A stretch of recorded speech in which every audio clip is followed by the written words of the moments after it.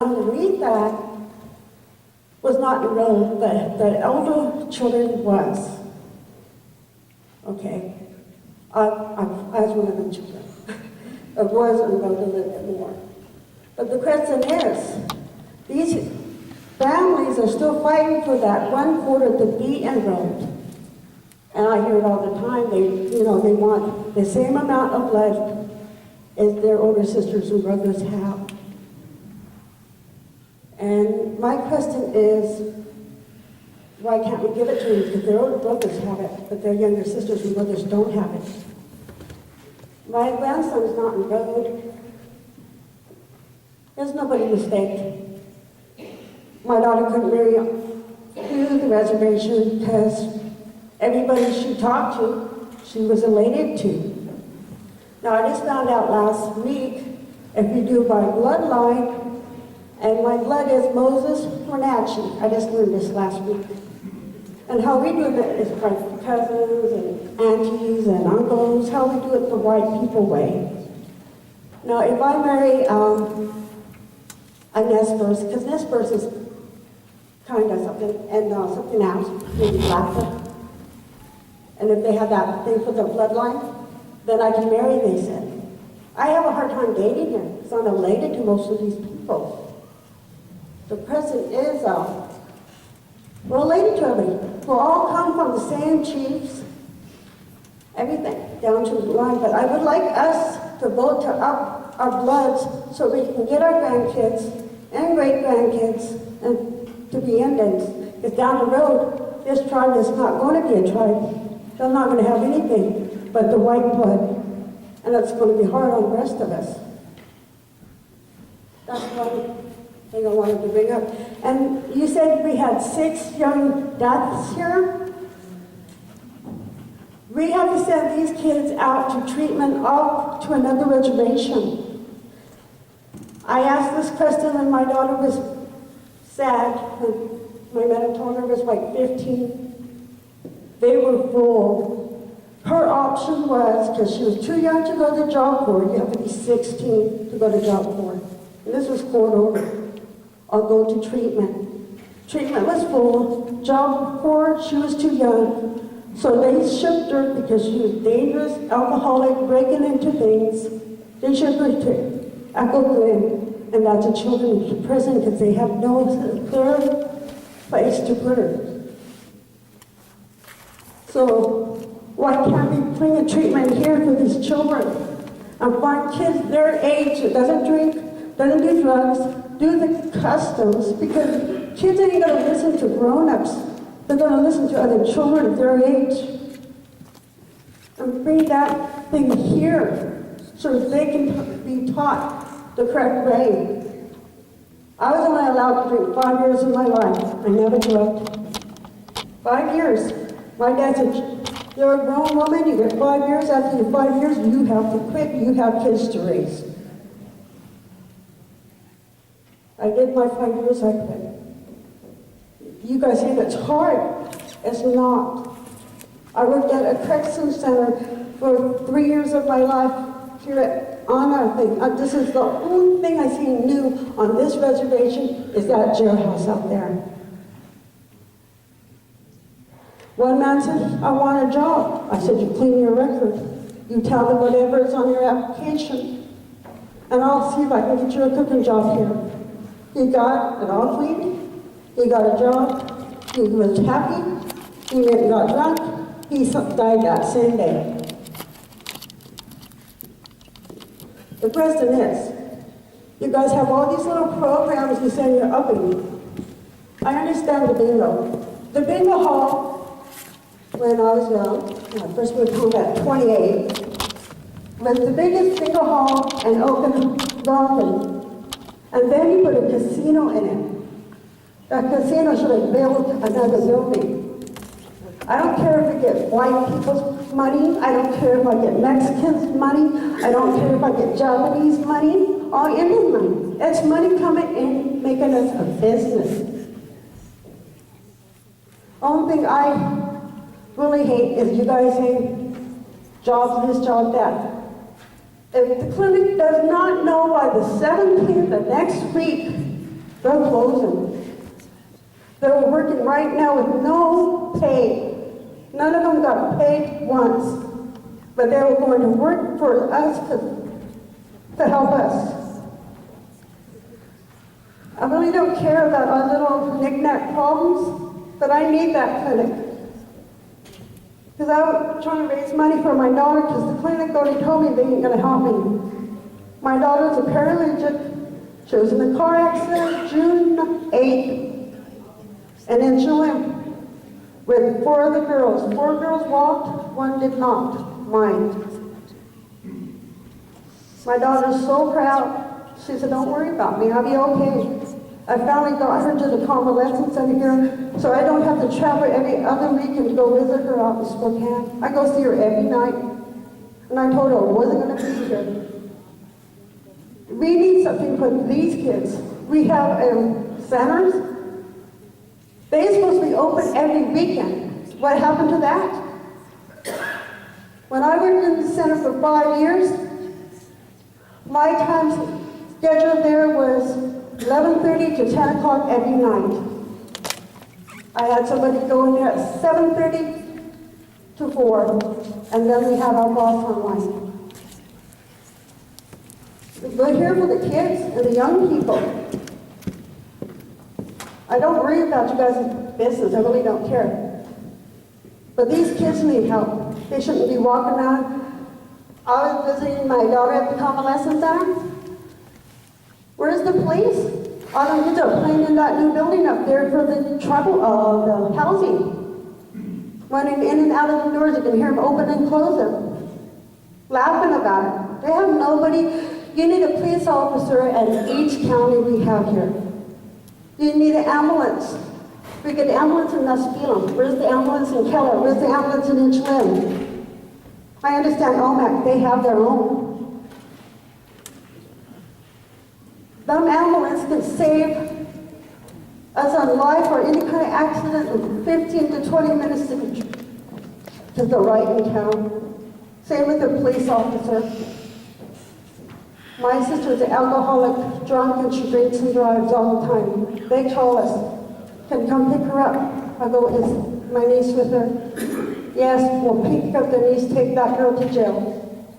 You know what they tell us? She's unwanted, and they still won't arrest her. So what are you going to do about these police officers who don't do their jobs? We don't even try to pick her up because she's a fighter and she beats up people. But all we will take is her daughter.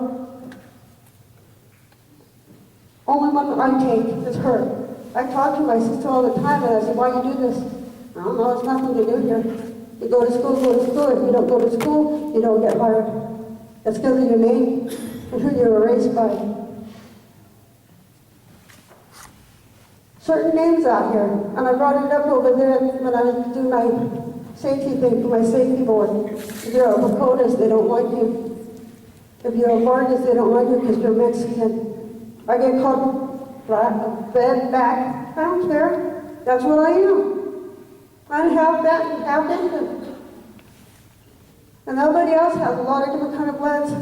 But when you go to enrollment to enroll, oh, somebody asks for driver license, IDs, that's going to be the new thing for your enrollment cards.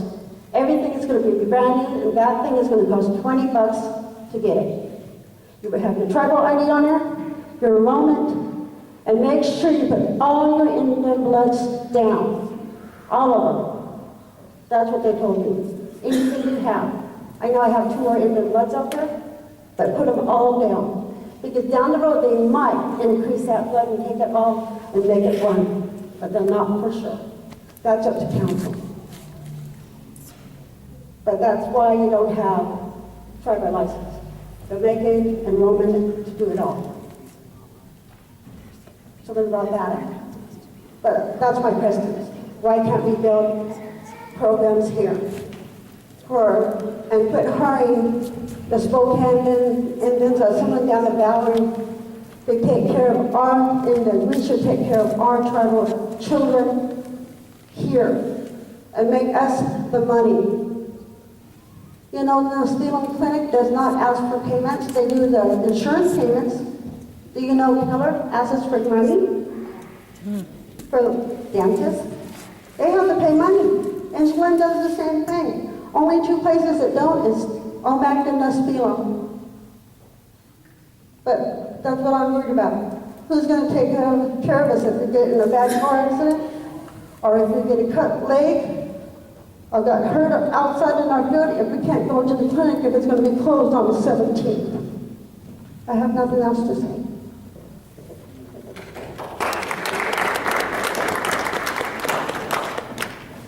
Keep going. She had a question on the program. Your question was, how do we take care of the children here? The children is doing suicides, and you know, they're supposed to look out for certain things, certain codes. We ship them off to treatment, they come back worse. Now, if we find a way for other children to talk to these children, because my daughter wouldn't talk to me when she was having this problem, and when she ended up in that accident in Chile, she said it was none of my business, I don't know. But her friend walked up and said, your mom does know. She's telling you to slow down. She turned around and said, thank you, Mom, I understood what you meant. But it went in one ear and went out the other. But she listened to her friend that was a year younger than her, but she wouldn't listen to her mom. So the answer to that question is, Allison Ball was here earlier with the rash of suicides. We revamped our programs to make sure that we have a hotline, not the national hotline, but the tribal hotline. Staff are out whenever there is an incident or an occurrence, and they're counseling people. And we have broadcast the number to get a hold of in case of suicide. The only other response to that I have is that we are looking through the grant process to try and determine where we can find funding to have a rehab center right here on the reservation. They have a program in England because my daughter was sent there. Oh, okay. Also, in the communities, we are starting these talking circles. We are doing them every Monday here in Keller. And everybody's welcome for any reason, anytime. Everything that's said in a circle stays in a circle. We smudge in, we smudge out, and it's a really good thing. Everybody's welcome. More and more people are coming, and it's a really good thing. And it's really good. We've got them here in Keller. There's one in Inchlim started. There's one in OMAC, and we're looking for people in this field to get one going there too. So there's that going, which is a good thing. And there's also safe talk classes in each district. You just need to look for the flyers, and those are going too. So can we get these last baskets coming out? Because we're losing a lot of people there. I want to make sure that these are given out, the ladies don't have to bring it back to the office. They're brought here for this reason only. So I want those who toughed it out to get the best one. So congrats, kudos to you who stuck around. Hopefully we can have friends here over there. Darn cops. Yeah. Oh, you guys are always messing up everything. Get your tickets out if you still have it. You're around when we don't want you, and when we need you. Where are you? Just leave. Oh. Easy. Seriously, I didn't get to ask any questions. How many times I gotta raise my hand?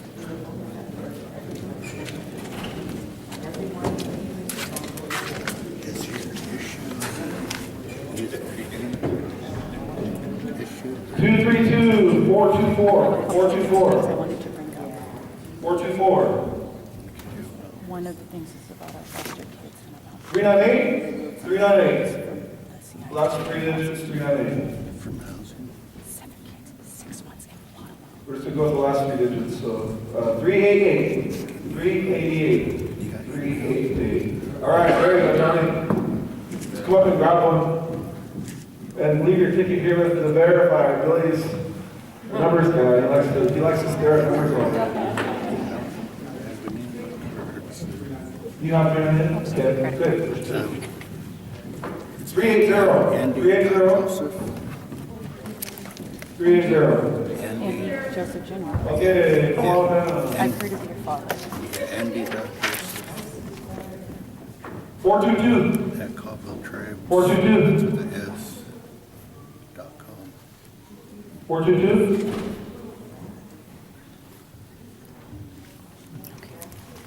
337. I seen your hand up, so. All right, there you go. Billy, you can't verify that one. I'll verify that.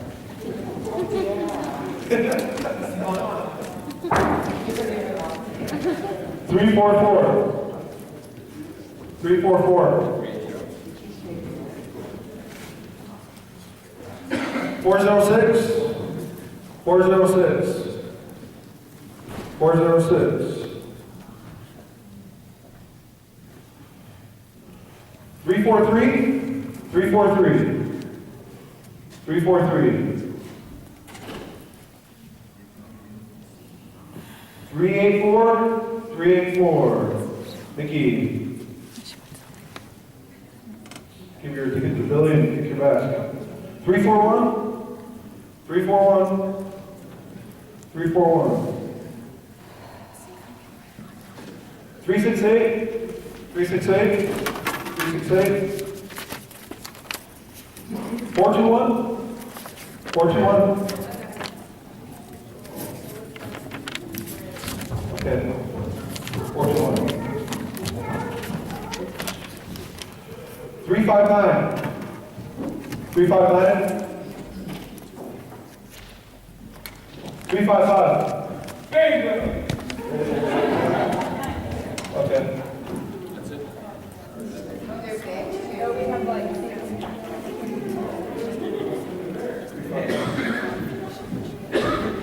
Three seven seven. 377.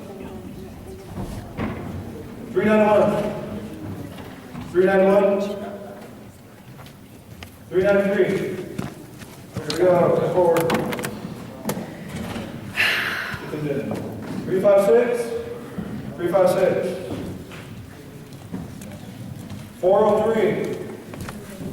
403. 416. 416. 412. 412. Okay.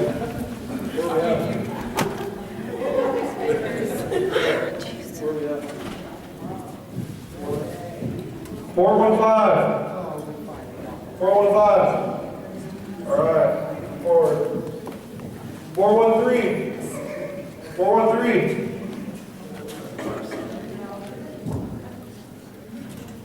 386. 386. 346.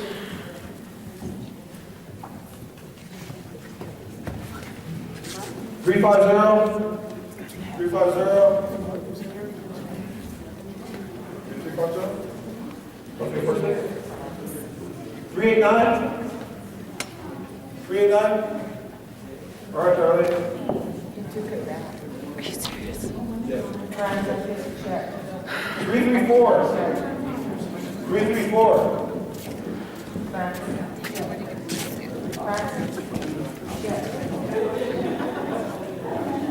409. 409. Okay. Okay, this is the last and final bag. Who's the lucky winner? 417. 417. Sam.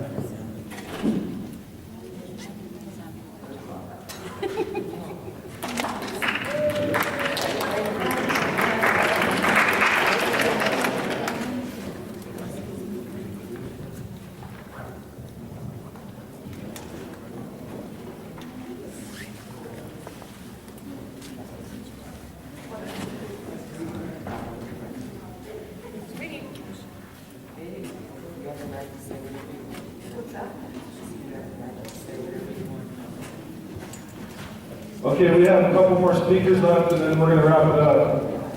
We're starting to lose our crowd, and I think a few of our council here.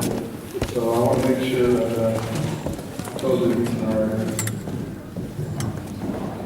My name is Vicki Verica Dash Hudson, and it's your fault that people are leaving because you should have organized this meeting a little bit better with the board members. I'm representing people off of Facebook who have questions because they can't be here. First question is, how much money has the tribe received already for the new admin building from insurance or from Washington DC, and was it insured for replacement value?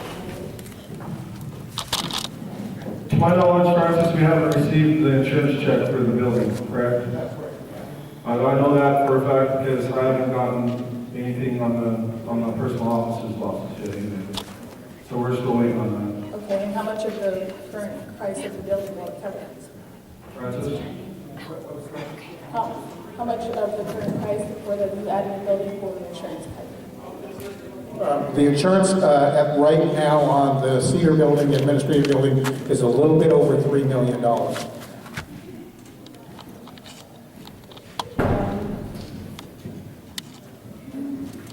Does CTFC have absolute powers over our resources? And if so, how can we change that?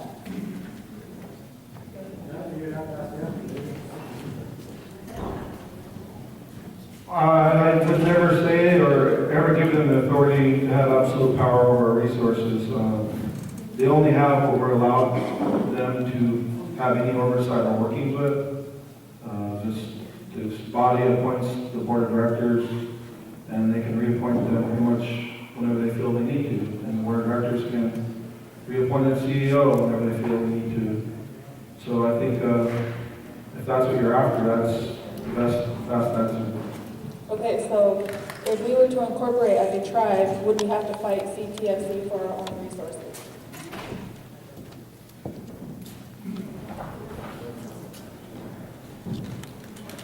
That's just a question on Facebook. I'm just saying what it is. So I don't know if you can answer it. I can't answer that. I don't know exactly what the question is getting at, but maybe about, since you're mentioning resources, maybe the timber. Okay, we have the timber allocation, basically the 77 million board feet or whatever the annual allowable cut is, comes to CCFC for marketing.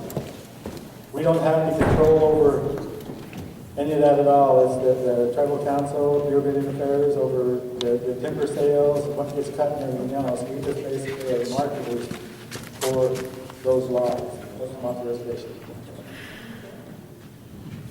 Vicki, I'd like to touch on that CTSC question for you a little bit. You know, Mike mentioned we do appoint the 5 board of directors. We also approved the timber allocation agreement that allocates our first right of refusal to CTFC. We also provide a fuel business incentive, 0.093 cents a gallon. We provide a cigarette business incentive, $21 per carton. We can lease the real estate to our corporation, and right now it's like we have a couple locations that are only $1 a year. We approve the bank financing anytime they go to get a loan from Key Bank or from any other bank. It still has to be approved by the Caldwell Business Council. And the allocation of machines is given to the Caldwell Confederated Tribes, and we in turn give that to our Caldwell Tribal Federal Corporation. So even though we hand over the day-to-day operations to our board of directors, we still control all the resources that they currently do. You know, if you look at all the resources or all the businesses that our corporation is doing for us at this time, you know, we control the timber, we control the fuel, we control the gaming. So I just want to make sure that's clear as well. All right, has the Quam plan been rescinded? No, it hasn't. What's been rescinded was the resolution that Benny mentioned earlier on the government center, the $40 million. And a new resolution was reissued, so the Quam plan is still in effect. Okay. And somebody commented that all 14 of you had articles in the Tribune, which they really enjoyed, and hope that they can get you guys today to commit to putting out articles in the Tribune, an updated article, along with the board of the CTFC.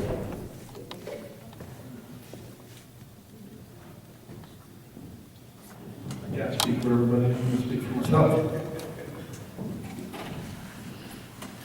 You can raise your hands. Every month? Yeah, just make it people want to know, why can't a fund be established for off-res members for, those kind of services you can get when you live on the reservation, but you don't get them when you live off? So is there a way that you could establish a fund for them, strictly for their use? That's a tough one, and I don't know, Francis, you want to take a stab at this? I'll just give my first take on it. I think we struggle with the limited amount of resources that we have right now to fulfill those services just for the people that do live on the reservation. And so to create a separate fund, I think we're talking about having the ability to do that by having access to additional revenue streams that we don't have right now, or some of them are grant-specific things that they have to be served on the reservation. Francis, you can go into detail on those, but that's kind of the nuts and bolts that I see on my first take. Yeah, I don't think I want to go much further than that. The grants and contracts, remember, in the tribal budget, 75% of the revenue coming to the tribe are grants and contracts, and those are specific to the reservation and the vicinity of the reservation within a reasonable distance. That's not to say that the tribal council, in the future, the funds became available, could do that. But at this present time, we have a balanced budget. The revenue coming in is equal to the services going out. And so, is there still a reforestation project going on? Yeah. From the Quam plan? Yeah, there is, Dan Brudeval is heading the task force, so if you need information, get over there. And so, back to the Quam plan and the holds from last year, people are asking, where did the money from the holds go? Is it in the general fund with the programs that had the help keep the money? And also, where is the interest and how much interest to date? So let me answer that. The holds were to pay back money that they owed programs, tribal credit, and other entities. So there's no interest generating on it. Didn't go to the general fund. It went back to pay those specific debts down that they owe either the tribe or tribal credit or one of the programs. It doesn't affect the budget because what we do is we carry that on the books as a liability, and then the liability gets paid off. Yeah. Not quite. Actually, there's no interest because it actually costs the program. But we're also talking about the interest on the money as a whole, the portion of the 96.5 that you guys still have or had. Those monies are invested. I think David Osanga and Billy mentioned it. Those are invested with Key Bank, and they are generating interest. And as I said earlier, you can go online and look that report up, and it'll show you the interest on the investments. And will we ever be able to see detailed travel reports from all of you when you go out to wherever it is you go to meetings or conferences? People want to know, did you bring anything back from Las Vegas, from the National Indian Gaming? Is there any updates on that? Yeah, I'm not the only one that went. I can't speak for the rest of them. But the detailed travel reports, we do give verbal reports at the end of each special. I know a number of us talk about them in our letters. The World Gaming Expo that I attended, there's a number of different initiatives that the tribes undertaking on the iGaming end. We're one of the first tribes that actually taken that step. We do have an iGaming sign up called Triga, Joe. I think that, so co-Triga. And so that's kind of the movement beyond the bricks and mortars that a lot of tribes are looking at. They're kind of afraid what's going to happen between the legislative side and what's going to happen in the gaming industry outside the reservations, and whether or not those large gaming corporations will be allowed to operate that within the boundaries of the United States or within the boundaries of the state of Washington. So about a year ago, our tribe signed a deal with Bally's to help construct and form our own internet gaming signs. And so that's constantly evolving. There's always different threats in different states that they're going to implement and legalize it. And so when it's on the net, realistically, anybody anywhere can have access to it. It's legal from a jurisdiction. And so there was a number of breakouts there on that. On the flip side, I mentioned earlier at the outset, I gave my first speech at the beginning. I'm not sure how many people were here. I mentioned that we're right now looking at renegotiating our gaming compacts with the state of Washington. And we've been talking to a number of tribes about that, mainly the large gaming tribes on the I-5 corridor, because we have a shortage of machines. Our corporation over there, Joe, will tell you that we need more machines. And so Tulalip has been a huge supporter of Caldwell in making his first ask for a number of reasons. They're in litigation with the state, and just on its face value, because they're Tulalip, people get suspicious because they're afraid that they're trying to take over the whole market. So I had a number of meetings down there on that. And Joe, I'm not sure if anybody else from the corporation went, or if they want to provide that now. I don't see why we need to get into the fine details of it, but that's my statement. Anyone else?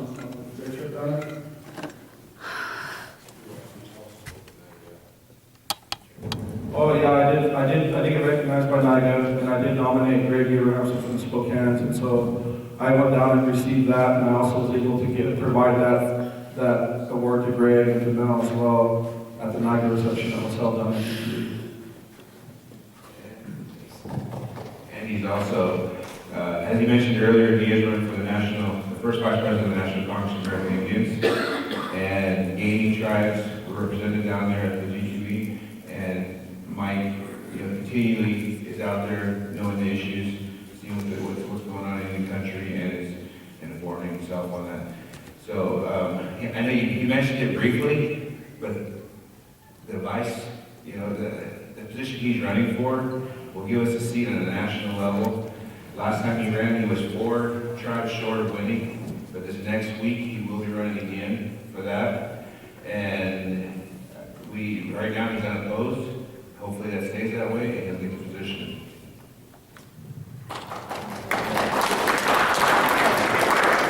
So when the construction of the new government center, commences, when you do hire the contractors, are you going, people want to know, do they have to meet their deadlines? And if they don't, do you hit them with a stiff penalty because they want to keep it, we want to keep it at least under budget and within the deadline, right? So what are you guys doing to ensure that contractors aren't trying to rip us off? Well, a project of this size, and I'll take this, Francis, if I don't answer it all the way, you can fill in the gaps.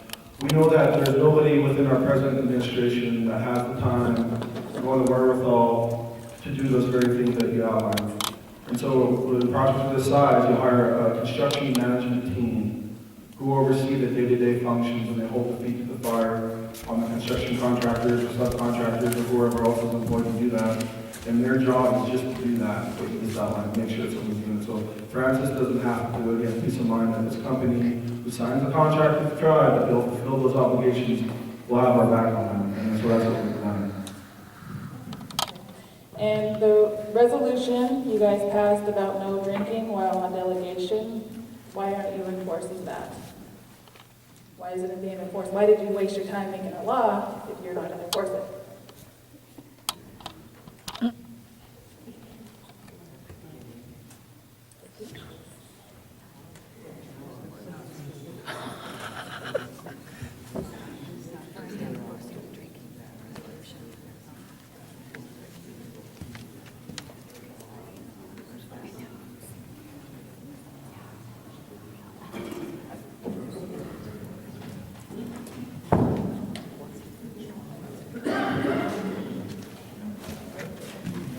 My knowledge is it is being enforced, and without any witnesses or documentation, there's nothing being brought forward, and there's nothing really to question what the resolution states. So pictures aren't enough? You bring a picture forward that shows somebody drinking, and we'll talk about it. Misappropriate conduct. It wasn't drinking. And so back to the constitutional reform, when you campaigned heavy on that, we want to know where is that going? Has that gone anywhere? Have you made any changes? Because we want to know why we, the membership, are at the top of the chart, but we have the least power out of everybody in our organization. It's not fair to us. You guys aren't listening to us. You're not hearing what we're saying. And there's a lot of us that have a lot to say. And I know that's what you campaigned on, and I'm not saying that's a bad thing, but I just want to see results. A lot of us wanted to see results. Did you read my long response, anything about being 114? No. We have a committee I structure, don't the believe committee so. structure needs to be followed. And one thing that I've learned is tribal government actually is the one where any type of constitutional reform issues need to be brought up.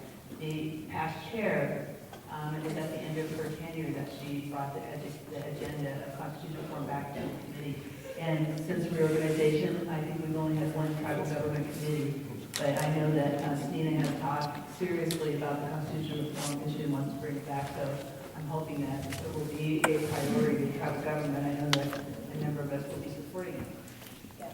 And that goes along the lines of what John's work is trying to get the elections code changed. There are people that want to do it. There are volunteers that will volunteer their time. And I mean, if we can just say today that we get some commitment out of whoever it needs to be from, to please, we need to change this constitution. It's working for you guys now, but we want it to work for us. I'd be willing, I know there's a list of people already that are on the task force that are identified, but there's, inviting more would be great. If you want to contact me, I will organize the list and get it to Stina, and we'll work with Stina. Okay, thank you. Is that okay? Is that okay with you, Stina?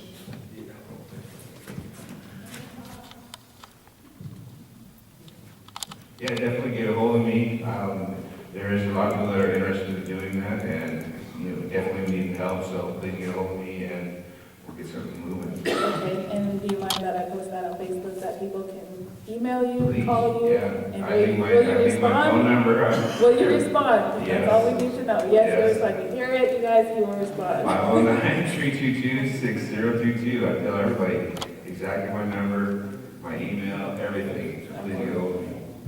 Alrighty, and so people are also asking, they're concerned about water rights. Where do we stand with our water rights?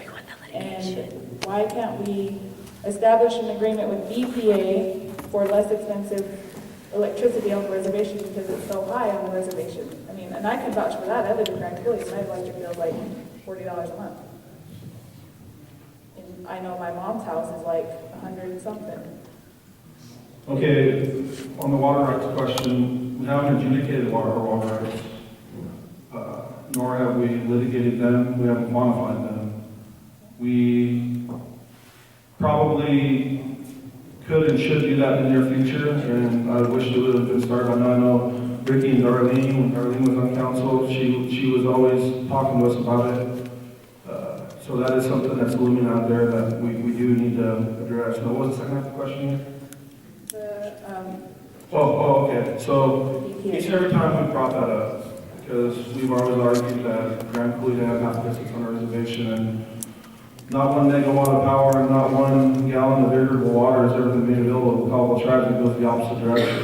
And so we've asked about the disparities in the water or the electricity costs, it being some of the highest rates in the state, and their answer to us is we only sell to utilities and wholesalers, such as Shawnee County, PB, or what have you. Once we incorporate, and some of that's in the plans of energy, I know Benny can talk a little bit about that, because one of our consultants has been working on that for a while, for our own utility, then we could apply to have that bulk power sold directly to us.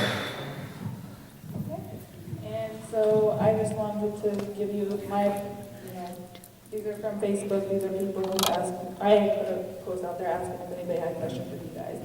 But in my opinion, you guys are letting us down again. This is the same song and dance from last year. I mean, excuse the new members, I mean, they're still learning, but now you're in your second term, Nina, nothing's changing. We want to see changes. It's different from the slip service you give us at these meetings or in the paper. We want to see it. We want to feel it. That's all we need. And I asked you guys that last year, and then when you guys are doing business at the table and you see it on the live stream, you still got people on their cell phones. whatever, I get the iPads, I get that, because you guys use that for your communication, whatever. But sitting blatantly disrespecting people when they're talking to you or presenting to you, I don't understand that. And it's just that people just want a better professional code of conduct from all of you. And, you know, the newbies, I commend you guys. You guys are in for a hard job, and you guys are taking up what everybody else got.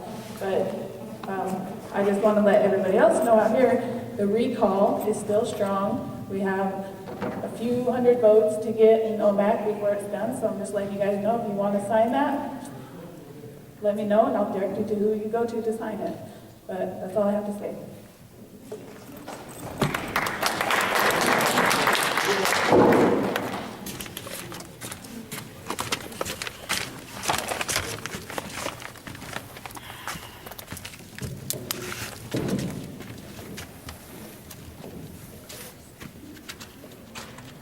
I got it. Oh, sorry. Okay, so my name is Mandy Carson. First off, I have these papers that I wanted to see if anybody needed. We got the PUD tax exempt and a telephone service tax exempt paper. If you live on the reservation, you're a tribal member, or it's just in a tribal member's name, your bill, then you are tax exempt, and you shouldn't be paying that money. So anybody who wants those papers, I have that. I also was told by a tribal member that if you call up DirecTV, that they also have those papers that you can fill out and save that money as well. I did it for my telephone and my PUD, and I'm saving over $30 a month, so anybody who needs those, can I set this down? This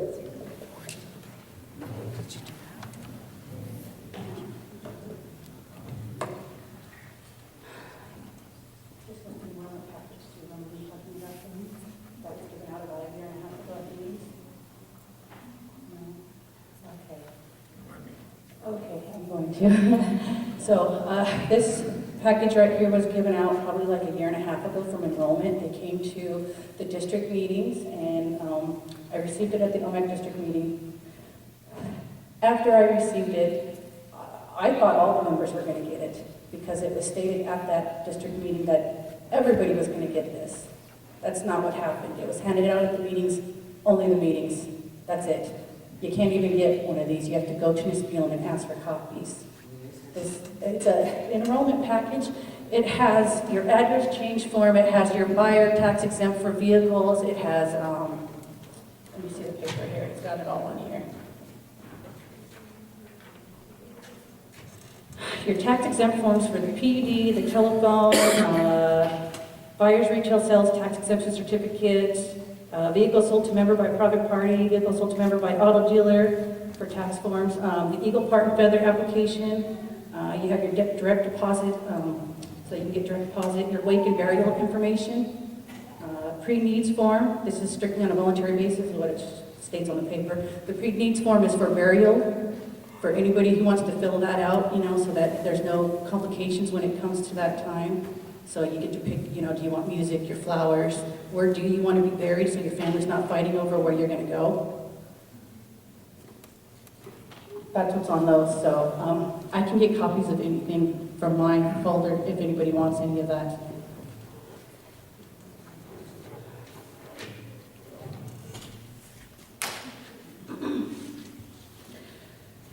This is hard. Looking at all of you, and I got a lot to say. One of the things that I want to bring up is our kids, and not just any kids, but these are all our kids. We all have a responsibility to these children that live on a reservation, that don't live on a reservation, whether they're members or not. If they're on a reservation, we should have some concern for them. But that's not where I'm going with this. I'm just stating that to all of you because it's all of our jobs. In the past 6 months, I myself am from the Malott Heights. I've been raised in the Heights since I was a little kid. In 6 months' time, I've seen 7 children pulled out by CPS. In the past week, I've seen 3 houses drug capped just in the Malott Heights alone. This is a big thing. Some of these kids aren't coming back home. I got contacted last night to take a child in. That's a family member. I live in a 2-bedroom with 6 people. I'm not a foster care person. I haven't been through that training. It breaks my heart because I couldn't take this kid in. He's special needs and he needs his own room, his own space. They don't have a place for him. They don't have a place for a lot of these kids. And I'm wondering, when someone's going to do something about it, and I don't mean just someone, I mean everyone that's in this room has to bring something to this table to help those kids. It's not right. Contact CIHA. You make them do their jobs. Don't just point to Benny and be like, oh, he's on that community development chair, because it's all of us that have to do something about it. It's all of us that have to bring it to that table and just stop it, because it's not right. These kids are just little kids. They're going through more than any of us have been through by the time that they're teenagers. And then you guys wonder why that the suicide rate's so high, the drug and alcohol rate's so high. Well, what do you expect from these kids growing up in an environment where their parents are like, hey, you want to be a drug addict with me? Hey, you want to be drinking with me? They don't know any better. You don't want to know some of the stories that are going on down there. There's child rings. There's things being done. There's kids that are still being, that aren't even in the foster care system because they ran away before anybody got to them. So they're out there on their own. They're out on the streets. It's not okay. And I don't understand why nobody has made CIHA bring the Front Porch Project or bring some of those other projects that are going through in other places, but not on our reservation. Do you guys know what the Front Porch Project is? No? You don't know? Front Porch Project is a national project that anybody can bring into the HUDs. What it does is it teaches everybody the responsibilities as an adult to all the other people that are in that community. It teaches people what abuse is for adults, for child abuse, for neglect, so that you can learn the differences, so that you can start to correct the situations, turn it into whatever it is you have to do, and make those people accountable. Because once you educate them, they're accountable, because they knew better. They knew something was happening, and I can tell you right now, I'm one of the few people that's turning it in. We have teachers in the Malott HUDs. We have people that work for our tribe. They put curtains up so they can't see anything, and they keep them closed because they don't want to be harassed by all the other people. And I don't blame them. I'm getting harassed. My children are being harassed because I had to make calls, but I had to. I'm a mandated state reporter. It's my job. These kids, they deserve better. They deserve someone to speak up for them, and not just to speak up for them, but to continually check up on them and make sure that it is okay, that their lives are okay, that once you pull them out of their homes, their lives have been improved, not neglected, not shipped off to some of them go to juveniles, some of them go to institutions. That's not okay. There's not moms and dads there for those kids. So I want to know, is anybody working on anything like that for those kids that are in the system or coming out of the system?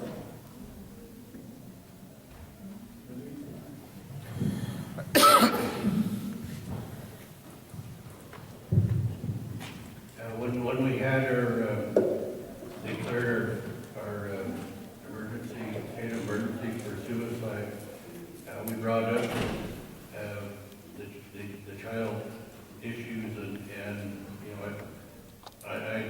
I also mentioned that a lot. I mentioned a lot of the suicides that are happening are because of children that have been taken away from their parents.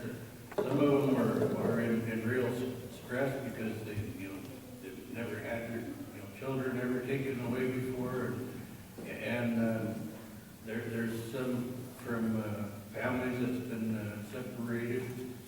Mom or dad ain't in the home anymore, and the kid misses their father or that parent himself misses his children or her children or whatever, and so we asked our services director to work on it to help. They started this health coalition, and they're working with all of our programs that are dealing with issues like this to come up with a plan, and when that plan gets brought to council, then we're going to move some action on it. We do have some funds that are in the Quam plan for any ideas that I believe will save lives. And when children are separated, families, you know, it's a real hardship. They feel that displacement, you know, disorder kicks in and it's really, really tough. So, it is a priority for council and we're waiting for some things to be brought forward. It is on the priority list. Okay, so another thing is this is because of CIHA. I live in the Malott Huts. In CIHA, there is the drug policy, and the new director is enforcing it. And I'm glad. I'm glad that this is the first time that I've lived in the Huts that I've seen houses tapped. First time. But here's the issue. Anybody that's caught with it, he's throwing them out. They're done. What happens to those kids? What happens to the parents after their kids are taken away and they have no home and they're still drug addicted? It's not doing anybody any benefits whatsoever, and I can tell you that because I see 4 kids in the same home. The 2 younger ones got to go to foster care, the 2 older ones got to stay once the family was kicked out. Parents in jail, the 2 older ones are out on the streets. It took almost a month to find one of them, and the other one is still gone. So that is definitely not doing anybody any favors. So somebody needs to go in there, weave through those situations and help those people, instead of just being like, oh, you're busted, you're done, you're out. Now you're homeless on top of that, on top of the issues that you already had, on top of the issues that made you drink and get drugs to begin with. And it's not fair. So I want all of you to bring that up to CIHA. I don't just blame it on Benny because he's the development chair. That is a big heart for you. But that's all of you to bring up. Because this is our families. These are our kids. That's our people. So you've got to take care of them better than that. Mandy, I wanted to respond also. I did want, there are a number of projects that are being proposed across the reservation, and you know that Benny has had Brooke in the communities. He actually is addressing the drug issue, working with the police. There's like this interagency group that are working on it. But you mentioned something, and that is, what about the kids that are in these homes and these adults doing these criminal acts?